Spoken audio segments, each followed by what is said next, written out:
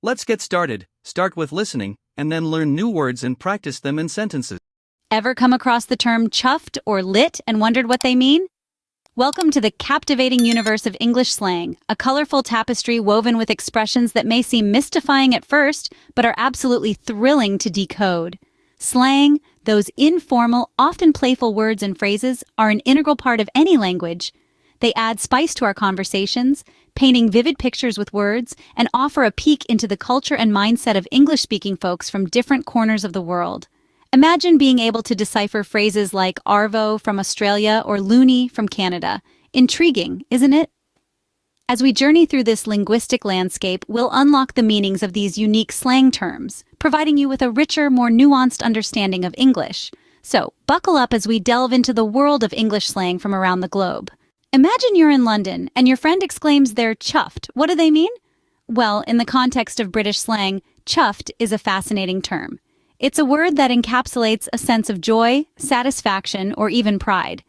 If someone tells you they're chuffed, it means they're very pleased or extremely happy about something.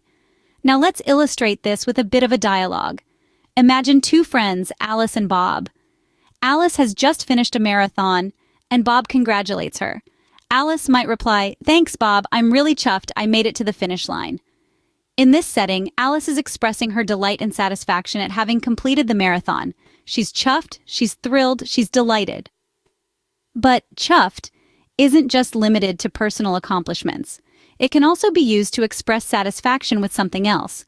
For instance, if Bob got a new job and tells Alice about it, she might say, "I'm chuffed for you, Bob." Here, Alice is expressing her happiness for Bob's success. So, chuffed is a versatile term in British English. It's a word that carries a sense of joy, satisfaction, and even pride. It's a term that can be used to express personal delight or happiness for others. So, next time you hear chuffed, you know it's a sign of joy or satisfaction. Let's travel to the USA, where the parties are lit. But what does lit mean? Well, in American slang, lit is a term that's used to describe something exciting or excellent. It's a versatile word that can be used in a variety of contexts, but you'll most commonly hear it to describe an event like a party that's especially lively or fun. Let's illustrate this with a conversation. Imagine two friends talking about a concert they went to the night before. One might say, "That concert was lit." What they're really saying is that the concert was amazing, full of energy, and a great time. They're not talking about the lighting at the concert, though that might have been impressive too. The term lit can also be used to describe a person, place, or thing that's impressive or outstanding in some way. For example, if someone says, "Your new sneakers are lit," they mean your new sneakers are really cool or fashionable. And it's not just limited to the youth. You'll hear people of all ages using lit to express enthusiasm or approval. So, the next time you're in a situation that's exciting or excellent, don't hesitate to call it lit. Now, lit is not just about light, but also about having a grand time. Down under in Australia, you might hear arvo. What's an arvo? Well, arvo is a quintessential piece of Australian slang, a colloquial term for afternoon. Aussies have a knack for shortening words, and arvo is no exception.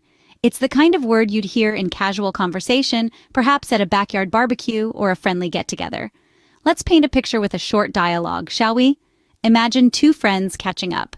One might say, "Fancy a cup of this arvo?" The other could respond, "Sounds great, mate. I'll swing by your place this arvo." In this exchange, arvo is used to refer to the afternoon, suggesting a casual meetup later in the day. You see, in Australia, using arvo is as natural as saying afternoon. It's a way to keep things light and informal. So if you find yourself down under, don't be surprised if someone asks you, "What are your plans this arvo?" They're simply asking about your afternoon plans. Incorporating arvo into your vocabulary can help you blend in with the locals, making your conversations sound more authentic and relaxed. It's a small change that can make a big difference, especially when you're trying to understand and be understood in a different cultural context. So, when in Australia, remember, arvo is not a name, but a time of day. In Canada, you might need a loonie to buy a snack, but what's a loony? You might think it's a reference to a crazy person or something outlandishly funny. However, in Canada, it's got nothing to do with lunacy or comedy.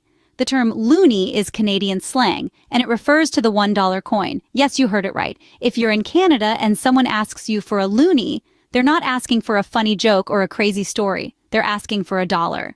Let's imagine a scenario to understand this better. Suppose you're at a Canadian coffee shop and the barista says, "That'll be 1 loonie, please." Now, you won't start looking around for a funny bird or start telling a joke. You'll simply hand over a $1 coin. But why loonie, you might ask? The answer is quite simple and interesting. The $1 coin in Canada has a loon on one side. A loon is a bird known for its haunting and beautiful call that's found across Canada. Hence, the coin got its nickname from this iconic Canadian bird, and the name loonie stuck. The loonie is an essential part of Canadian currency and daily life. So the next time you're in Canada and someone asks for a loonie, don't be perplexed. They're just asking for a $1 coin. So if you're asked for a loonie in Canada, know they're asking for $1. Slang words can be fun, unique, and sometimes confusing. Today we explored some cool ones. We kicked things off with chuffed from the UK, which is a fun way to express that you're really pleased or happy about something. Then we hopped across the pond to the USA, where lit is a popular term used to describe something that's amazing or exciting. Down under in Australia, we learned that arvo is a casual way to refer to the afternoon. And finally, in Canada, we discovered that loonie is a playful term for the country's $1 coin. Each of these slang words and phrases is a reflection of the unique culture and lifestyle of their respective countries. They're more than just words, they're a way of life. Keep these in mind and you'll sound like a local in no time.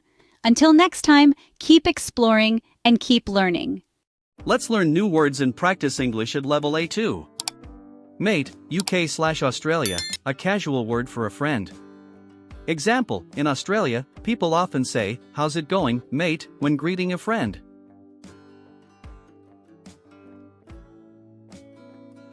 Chuffed, UK, very pleased or happy about something.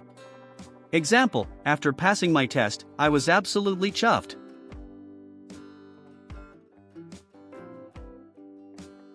Bogan, Australia, a slang term for someone considered unsophisticated. Example, he was joking about being a bogan, but everyone laughed because he's actually very stylish.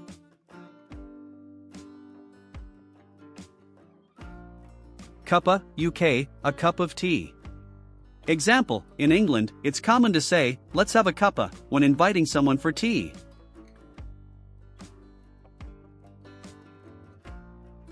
Dude, USA, a casual word for a person, often a man. Example, in the US, you might hear, "Hey dude, what's up?" as a friendly greeting.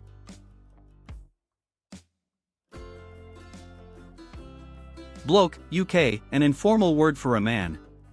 Example, he's a nice bloke, always ready to help his friends.